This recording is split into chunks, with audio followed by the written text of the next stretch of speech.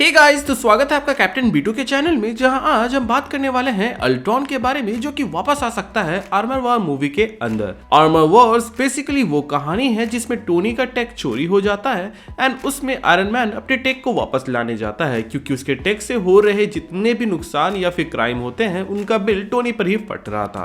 But MCU के अंदर ऐसा नहीं हो सकता, क्योंकि टोनी स्टार्क इज नो मोर। तो आयरन मैन का टेक वापस लाने का जिम्मेदारी आ पड़ता है उसके सबसे क्लोजेस्ट पर्सन, मतलब कि वॉर मशीन पर, जो कि हमें एमसीयू के अंदर देखने को मिलेगा। इनफैक्ट आयरन मैन 2 में तो टोनी जानबूझकर रोडी को सूट ले जाने भी देता है, जिससे हमें यह पता चलता है कि टोनी शुरू से चाहता था कि उसके जाने के बाद अगर कोई आयरन मैन की लेगेसी को कंटिन्यू करे तो वो रोडी हो। बट मूवीज में कभी उसको मौका नहीं मिला।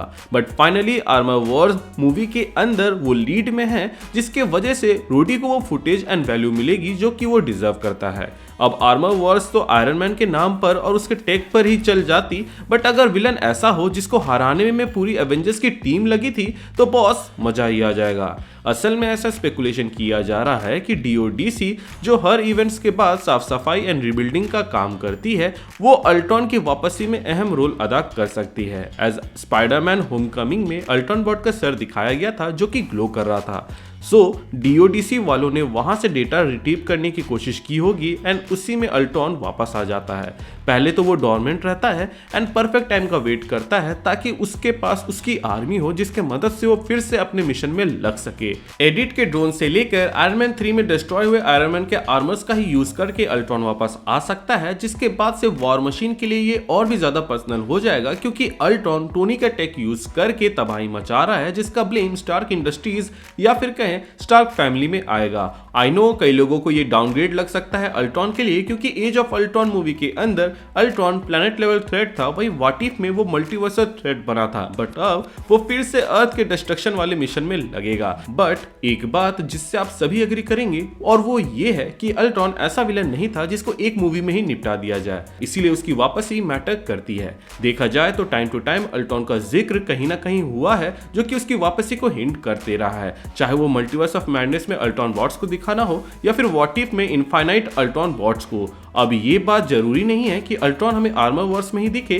क्योंकि ऐसी भी खबरें आई थी कि विजन क्वेस्ट में विजन के अंदर जो अल्ट्रॉन का पार्ट है वो जग जाता है, जिसके बाद से अल्ट्रॉन की वापसी होगी। प्लस वांडा विजन में हेवर्ड बताता भी है कि हमारी team AI, robotics, nanotech and sentient building में काम कर रही है। तो ऐसा हो सकता है कि अल्ट्रॉन बॉट्स जो कि एज ऑफ अल्ट्रॉन में डिस्ट्रॉय हो गए थे, उनमें से कुछ डेटा रिट्रीव करने के चक्कर में वो लोग अल्ट्रॉन को फिर से जगाना दे। अब अल्ट्रॉन किसी सीक्रेट ऑर्गेनाइजेशन के एक्सपेरिमेंट के थ्रू वापस आएगा, या फिर वो विजन के बॉडी में ही रिटर्न करेगा, या फिर वो आर्मर वॉर्स में टोनी का ही सूट लेकर वापस आने वाला है। इसके बारे में तो हमें आने वाला वक्त ही बताएगा। आपको क्या कहना है इसके ऊपर, आप हमें कमेंट सेक्शन के जरिए बता सकते हैं। मुझे मालूम है आज का वीडियो बहुत ही छोटा है, क्योंकि मैंने अपनी बात को टू द पॉइंट रखा है एंड उसे एक्सप्लेन करने का नहीं सोचा है, क्योंकि मेरी ऑडियंस तो स्मार्ट है ही। तो गाइज आज के लिए बस इतना ही। आपको कैसा लगा ये वीडियो, ये भी आप हमें कमेंट सेक्शन के जरिए बता सकते हैं। इसके अलावा अगर आप नए हैं तो चैनल को सब्सक्राइब कर दे, ताकि आप ऐसे वीडियोस मिस ना करें।